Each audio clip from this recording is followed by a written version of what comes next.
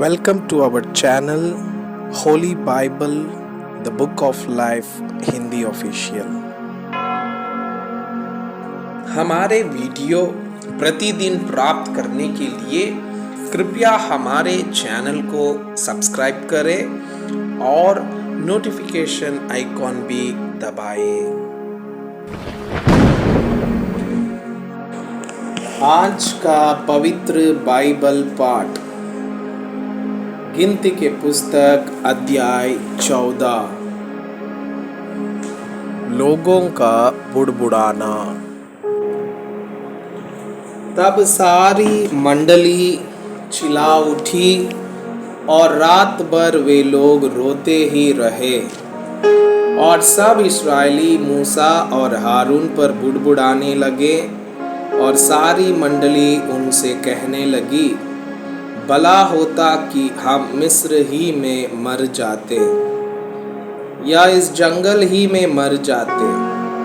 यहोवा हमको उस देश में ले जाकर क्यों तलवार से मरवाना चाहता है?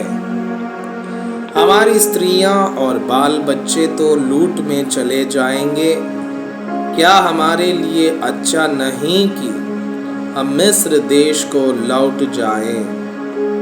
फिर वे आपस में कहने लगे, आओ हम किसी को अपना प्रधान बना ले और मिस्र को लौट चले। तब मूसा और हारून इस्राएलियों की सारी मंडली के सामने मुंह के बल गिरे और नून का पुत्र यहोशू और यपुन्नाई का पुत्र कालीब, जो देश के भेद लेने वालों में से थे, अपने अपने वस्त्र फाड़कर इस्राएलियों की सारी मंडली से कहने लगे, जिस देश का भेद लेने को हम इधर उधर घूमकर आए हैं, वो अत्यंत उत्तम देश है।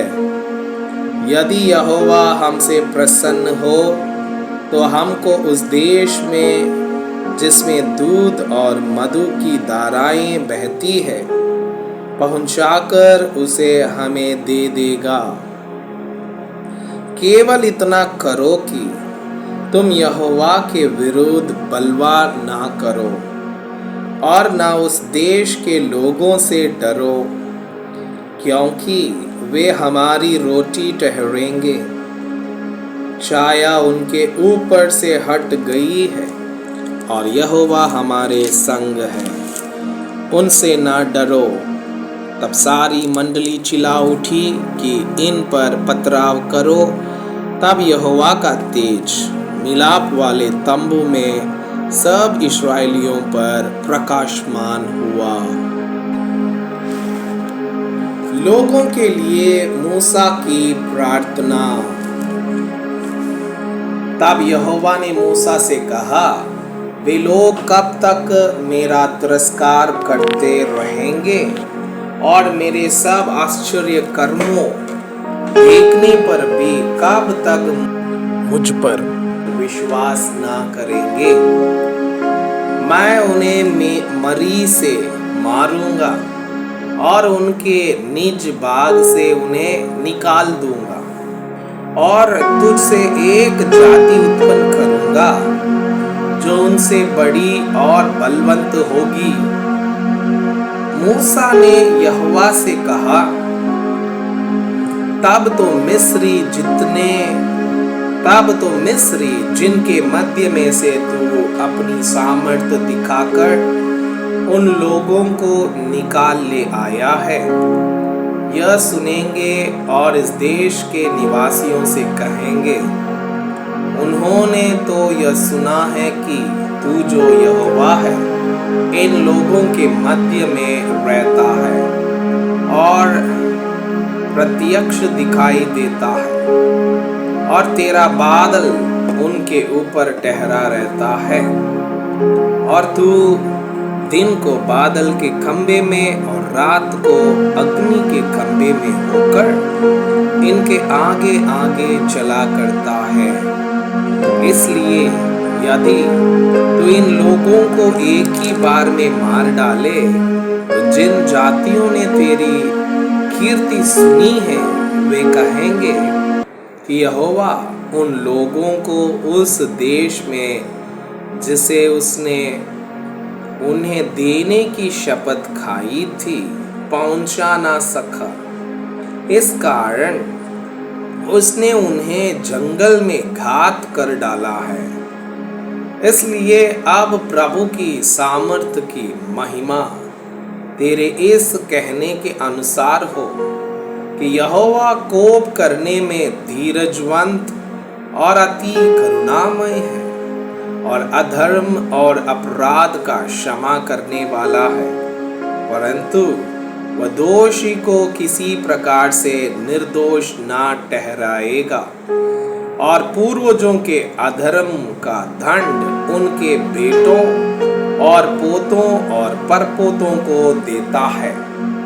अब इन लोगों के अधर्म को अपनी बड़ी करुणा के अनुसार और जैसे तू मिस्र से लेकर यहाँ तक क्षमा करता रहा है वैसे ही अब भी क्षमा कर दे। यहोवा ने कहा, तेरी विनती के अनुसार मैं क्षमा करता हूँ, परंतु मेरे जीवन की शपथ सचमुच सारी पृथ्वी यहोवा की महिमा से परिपूर्ण हो जाएगी। उन सब लोगों ने जिन्होंने मेरी महिमा मिस्र देश में और जंगल में देखी और मेरे किए हुए आश्चर्य कर्म देखने पर भी 10 बार मेरी परीक्षा की और मेरी बातें नहीं मानी, इसलिए जिस देश के विषय मैंने उनके पूर्वजों से शपथ खाई उसको वे कभी देखने ना पाएंगे, अर्थात जितनों ने मेरा अपमान किया है उनमें से कोई भी उसे देखने ना पाएगा। परंतु इस कारण कि मेरे दास कालीब के साथ और ही आत्मा है और उसने पूरी रीति से मेरा अनुकरण किया है, मैं उसको उस देश में जिसमें वह हो आया है पहुंचाऊंगा और उसका वंश उस देश का अधिकारी होगा। अमालेकी और कानानी लोग तराई में रहते हैं, इसलिए कल तुम धूम कर प्रस्थान करो और लाल समुद्र के मार्ग से जंगल में जाओ। बुड़बुड़ाने का दंड।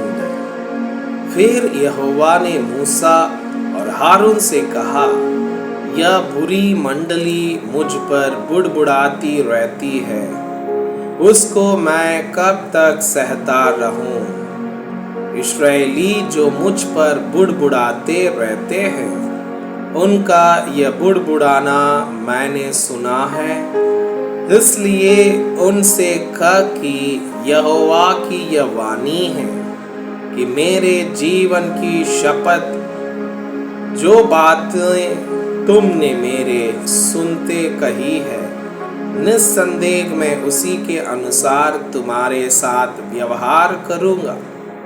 तुम्हारे शव इसी जंगल में पड़े रहेंगे और तुम सब में से 20 वर्ष के या उससे अधिक आयु के जितने गिने जाए थे और मुझ पर बुड़बुड़ाते थे, उनमें से यपुनाय के पुत्र कालीब और नून के पुत्र यहोशू को छोड़ कोई भी उस देश में ना जाने पाएगा जिसके विषय मैंने शपथ खाई है कि तुमको उसमें बसाऊंगा।